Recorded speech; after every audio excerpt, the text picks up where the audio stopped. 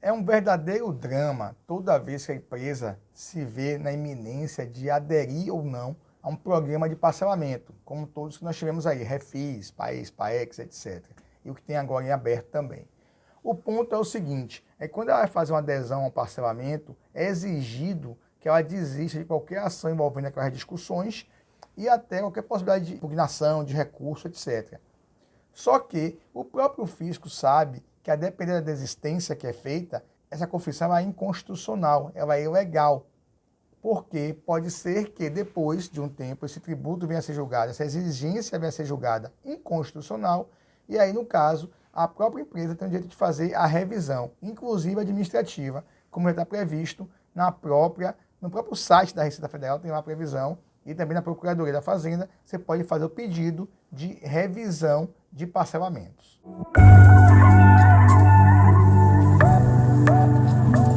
Mas agora, um ponto que devemos levar em consideração, que é mais complexo, é o porquê dessa situação.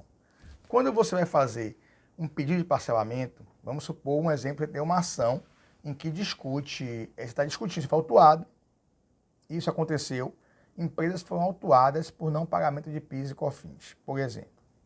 E aí lá atrás elas chegaram e fizeram parcelamentos desses valores. Apareceu um programa Refis, apareceu um Refis da crise, apareceu um Refis da Copa, depois veio um PER, depois veio um PERT e por aí vai. E agora tem um Refis da pandemia também, enfim, não falta Refis. E aí quando ela faz essa adesão, tem lá uma cláusula dizendo, você vai ter que renunciar às ações, às discussões, etc.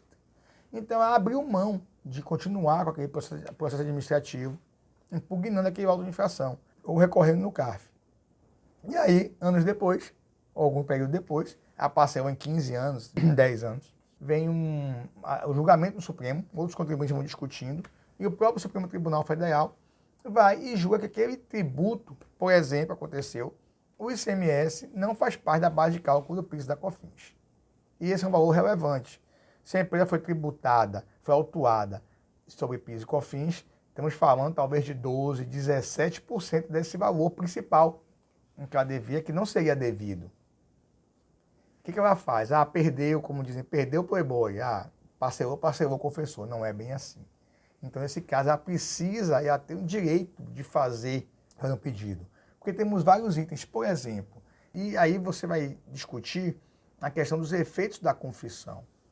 Por exemplo, quando ela faz uma confissão, se a gente levar em conta o Código de Processo Civil, que, lembrem bem, ele é subsidiário para as questões tributárias também, o que não for específico da Lei de Execução Fiscal, ou do Código de Processo Administrativo, ou o que for, você vai usar o CPC, que é o que regula o processo entre os civis.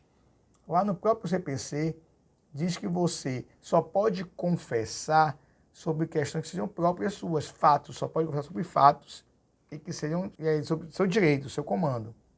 O próprio CPC, ele traz que a confissão só é válida se ela for feita sobre fatos, que você tenha conhecimento, e que é vedado você fazer qualquer confissão sobre bens ou fatos que sejam indisponíveis. Então vamos pensar um pouquinho sobre tributo. Por exemplo, quem institui, quem cria o tributo é o legislador, poder legislativo. Okay? E quem vai, no final do dia, validar, confirmar se aquele tributo ele pode ser cobrado ou não, é o Poder Judiciário, em última instância, o Supremo Tribunal Federal. Ou seja, como alguém pode confessar sobre algo em que ele não tem qualquer controle?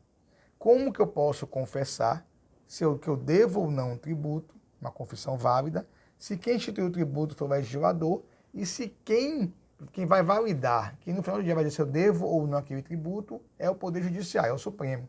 Trazendo para caso concreto, PIS e COFINS, empresas confessaram lá atrás, Refis, Paes, Paex, Refis da crise, Refis da Copa, PER, PERT, e aí, de repente, 2 anos depois, vão Supremo e falam, opa, a base de cálculo do PIS e da COFINS, o PIS e COFINS não pode incidir sobre o ICMS. E a empresa confessou sobre aquele débito. E está pagando parcelas sobre aquilo. Nesse caso, ela tem todo o direito e deve fazer o que? O pedido de revisão. Com base em decisão do Supremo. Porque assim, ela confessou sobre algo que não é dela. Confessou sobre algo que ela não dispõe. Ela confessou dizendo que ela deve sobre algo em que ela não deve, porque não existe. Porque quando fala que um tributo é inconstitucional, a rigor, tirando essa conversa de modulação, eu já falei um pouquinho sobre isso, que é para quando tem um impacto social muito forte, ou em nome da segurança jurídica, tirando essa questão de modulação, você fica, o que tem no final do dia é a questão seguinte, quem decide o que pode e o que não pode é o Supremo Tribunal Federal. E se ele disse que aquilo é inconstitucional, a rigor, aquilo nunca existiu. Eu confessei sobre algo que eu não dispunha. Eu confessei sobre um fato em que eu não tinha qualquer ingerência sobre ele. Então, por isso, eu posso revisar e nessa revisão eu faço minha exclusão do ICMS da base do PIS e da COFINS. Nesse caso, por exemplo, a depender da tributação de ICMS incidente, estamos falando de uma redução de parcelamentos de 12% a 17% do valor principal. Aí você tira multa e juros em cima também. Então, essa é uma dica muito boa, aproveitar. Parcelamento não é o fim do mundo, parcelamento não é confissão irretratável. É confissão irretratável sobre os fatos que você domina, sobre os fatos que estão no seu ambiente, sobre os fatos que estão no seu controle. Se porventura, no final do dia, vier um Supremo Tribunal Federal, um STJ, decidir que aqueles tributos não são devidos, você tem todo o direito de pedir a revisão. Claro que tem o prazo de um parcelamento em andamento, ou então aquele prazo prescricional ao final do parcelamento, que aí é uma discussão maior. Mas um parcelamento em andamento tem toda a possibilidade. Inclusive, nós temos esses mecanismos no próprio Receita Federal, no site dela. A gente tiver em questão de Procuradoria da Fazenda, também na PGFN tem lá os formulários em que você pede revisão de parcelamento, solicitação de revisão de parcelamento.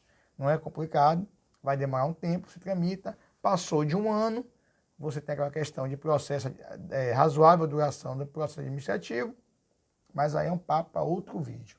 Então, fique esperto. Parcelamento não é o fim do mundo, tem que ser feito com cuidado, com critério, mas se tiver algum problema, parcelou o que não devia, não é o fim do mundo. Existe a revisão de parcelamento. Então, aquele abraço e até a próxima.